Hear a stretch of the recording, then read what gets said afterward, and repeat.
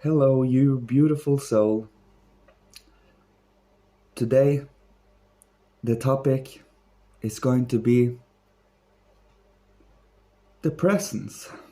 And let's see how you observe and are self-aware. Self-awareness, especially when you anchor it in your own truth, which is not only an empty phrase, but which truly are where you have been doing what you have been doing for so long. You have been sweating, you have been struggling, you have been going through it, all the dark times, all the despair, all the fears of not succeeding, the errors. And then, all of a sudden, after all the trials and errors, after all the challenges, you come to a precipice where you reach a stage where all challenges becomes just that, challenges. Where every single occurrence in your life, everything that happens to you here and now, is fully and wholly up to us to choose. Take this for example. You sit here right now. What do you use your time right now on?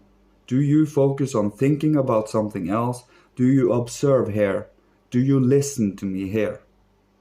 Or are you sitting on your phone, or are you distracting yourself?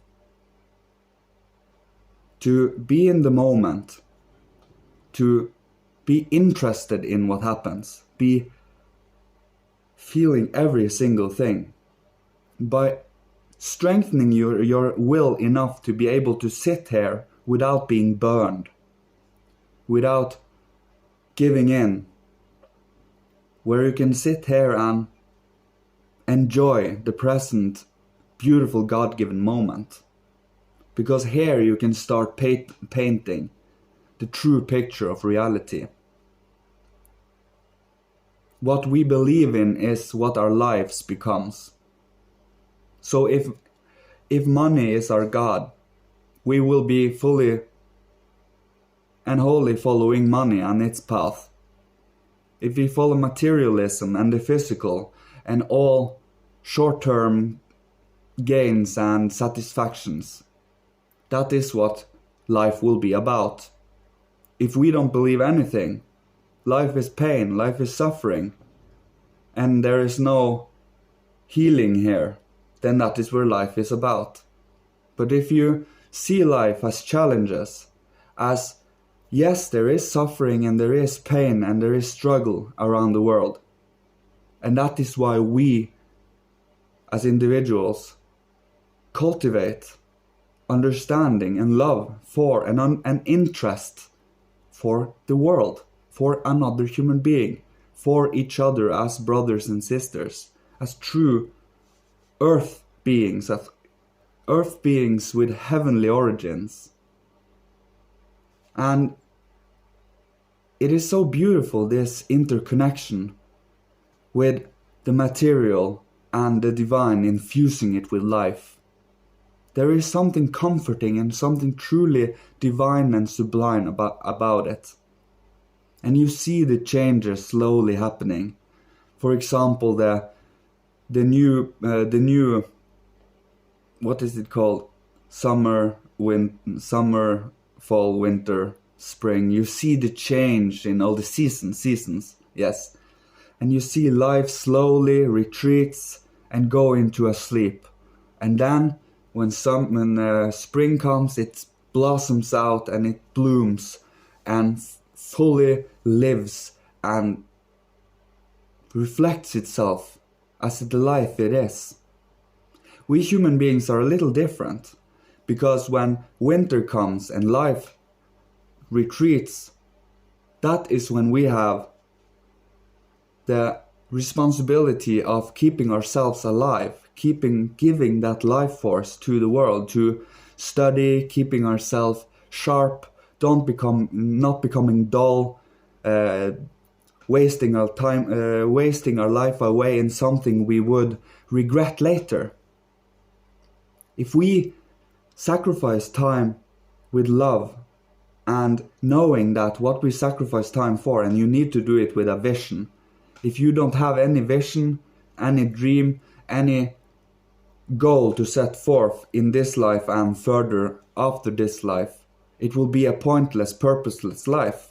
But if you have a goal, if you have something to aspire to, then you will always know what you're working with right here and now. Because that is the anchor set in the future. Everything you do here is given to you to become that. That is how it works.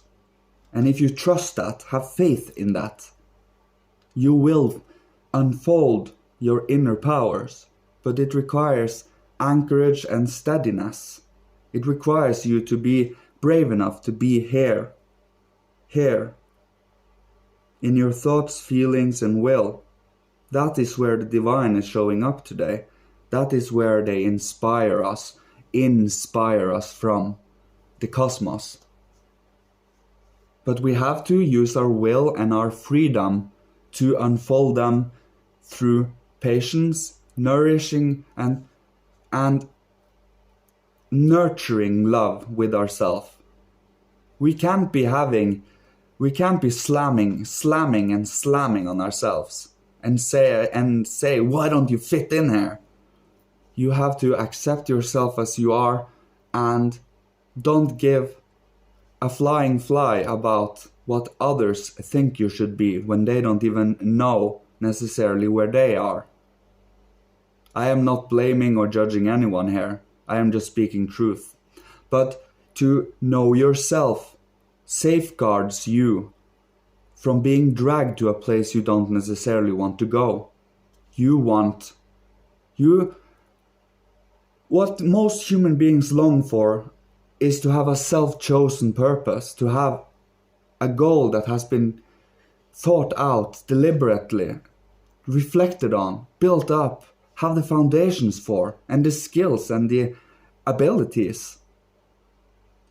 Isn't that what we all work for? And it is for not ourselves alone, it is for the whole of humanity, the whole of Earth. Not any country, not any civilization, not any kind of religion, but every human beings. Every single one. Individually. We all individually, you, me, and him next door and her next door, we are individual. We can